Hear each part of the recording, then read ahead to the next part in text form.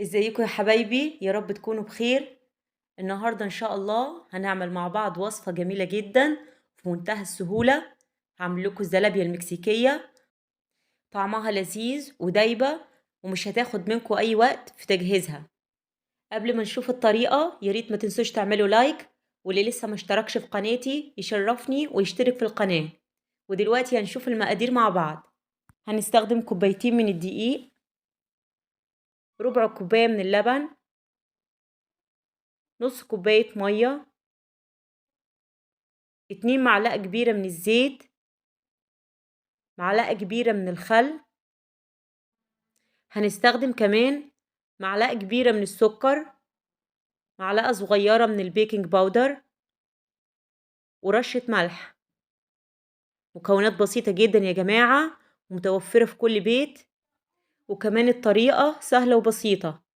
أول حاجة هنعملها مع بعض وهي الشربات اللي هنسقي بيه الزلابية. هستخدم كوبايتين من السكر، هنستخدم قصادهم كوبايتين من المية، وهستخدم نص ليمونة وكيس من الفانيليا. الكمية اللي هتطلع لي من الشربات أنا مش هستخدمها كلها، هستخدم جزء هسقي بيه الزلابية والباقي هشيله في التلاجة. يعني لو حابين تعملوا نص الكمية مفيش مشكلة، كوباية سكر هتبقى قصادها كوباية مية. هنحط مقدار السكر والمية على النار. أول ما المقدار يبتدي يغلي هنضيف عصير الليمون، وكمان هنضيف الفانيليا، ونسيبهم يغلوا كويس على النار لغاية ما نحصل على القوام اللي احنا عاوزينه. كل ما هنسيب المقدار على النار اكتر كل ما المية هتتبخر والشربات هيبقى اتقل.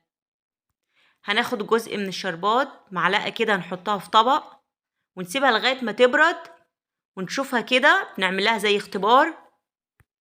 الشربات خلاص مظبوط معايا، انا عايزاه وسط مش تقيل قوي ولا خفيف قوي. هطفي عليه النار وهسيبه لغاية ما يبرد. ودلوقتي هنحط المقادير الجافة كلها مع بعض. حطيت السكر والملح والبيكنج باودر مع الدقيق وهقلبهم كويس. ودلوقتي هنحط المواد السايلة، نص كوباية المية، ربع كوباية اللبن، معلقة الخل،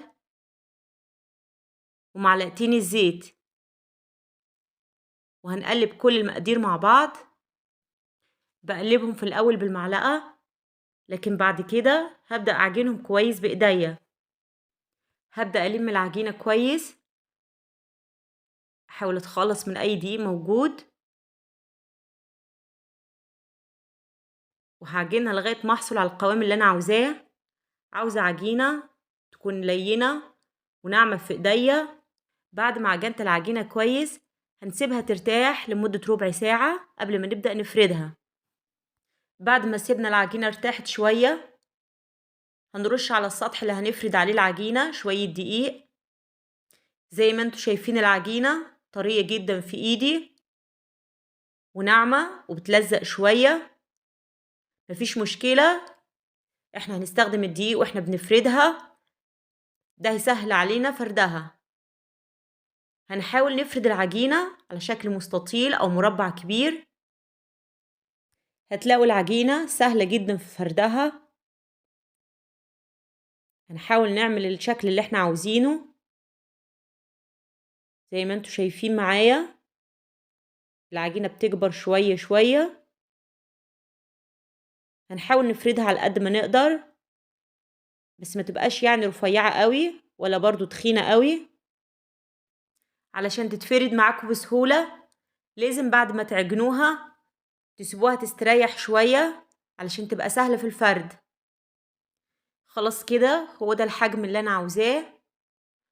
فردت العجينة.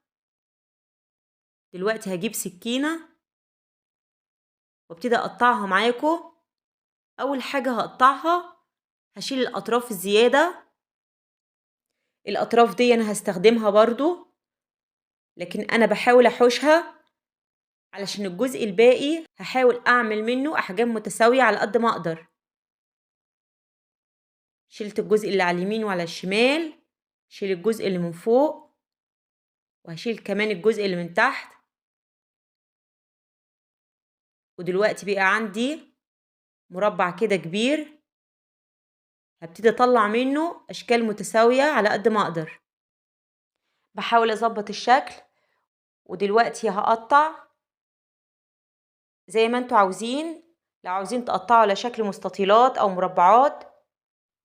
قطعنا الاول بالطريقة الرئيسية، دلوقتي هنقطع بالشكل الافقي علشان نطلع الاشكال اللي احنا عاوزينها.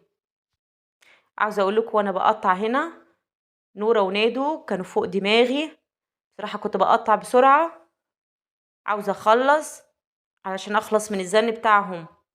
ودلوقتي هجيب حاجة وابتدي احط فيها الاشكال اللي انا طلعتها علشان تبقى عملية القلي سهلة بالنسبة لي. هكمل تقطيع باقي الكمية وبعدين هوريها لكم بعد ما اخلصها بالكامل. خلصت كل الكمية الموجودة ورصيتها بالشكل اللي انتوا شايفينه، ودلوقتي باقي عند الاطراف هقطعها حتت صغيرة وبتبقى مقرمشة وطعمها جميل جدا. حطينا الزيت على النار، واول ما بقي جاهز معانا حطينا الزلابية بتاعتنا زي ما انتوا شايفين شكلها بدأت تتنفخ معانا. اول ما اتعرضت للحرارة هبتدي نرص الوحدات كلها جنب بعض. هي يا جماعة جميلة ومش بتلزق ولا حاجة زي ما انتوا شايفين منظرها. اهم حاجة في المرحلة دي نبتدي نقلب الكمية اللي احنا حطيناها، اهم حاجة التقليب. كل ما تقلبوها اكتر تبتدي تتنفخ معاكم وكمان تستوي مظبوط، يعني ما تبقاش فيه حتة محمرة اكتر من حتة تانية، يبقى اللون كله موحد وجميل زي ما انتوا شايفين. ما شاء الله لونها ذهبي وجميل، شكلها حلو قوي. خلاص دلوقتي بقت جاهزة معانا علشان نطلعها من الزيت، وهحط الكمية التانية وهبقى اوريكم الكمية كلها بعد ما نطلعها مع بعض. وده شكل الزلابية بعد ما طلعت.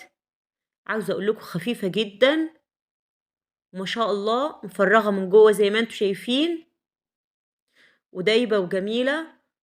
دلوقتي هبتدي اضيف الشربات اللي احنا عملناه. دي نص كمية الشربات، نص الباقي انا شلته في التلاجة بستخدمه في حاجة تانية. ودي الاطراف اللي انا قلتلكوا عليها قطعتها مقرمشة وجميلة جدا. لو عاوزين تنزلوا الزلابية او تغطسوها كده في الشربات زي لقمة القاضي ده حاجة ترجع لكم، او ممكن تحطوا على الوش كده زي ما انا بعمل. في كل الحالات هتاخد من طعم الشربات وهيبقى طعمها جميل جدا. عاوزة اقول لكم دايبة في البق يا جماعة، حلوة جدا وخفيفة. طبعا بنعمل لقمة القاضي على طول، لكن مفيش مشكلة لو نغير ونعمل حاجة جديدة وحاجة كمان جميلة وهتعجبكم. ودي الاطراف اللي انا قطعتها في الاخر مقرمشة وجميلة، احط عليها كمان شوية شربات. شايفين يا جماعة اللون رائع والطعم كمان احلى واحلى. وصفة النهاردة قريبة من البغاشة اللي بنعملها، بس البغاشة بنضيف لها بيض، لكن الزلابية المكسيكي اللي عملتها معاكم النهاردة مفيش فيها اي بيض. اتمنى تكون وصفة النهاردة نالت اعجابكم وان شاء الله تجربوها في شهر رمضان. يا ريت كل اللي شاف الفيديو ما ينساش يدعمني ويضغط لايك ويشترك في القناة. مع السلامة يا حبايبي، اشوفكم ان شاء الله في فيديو جديد.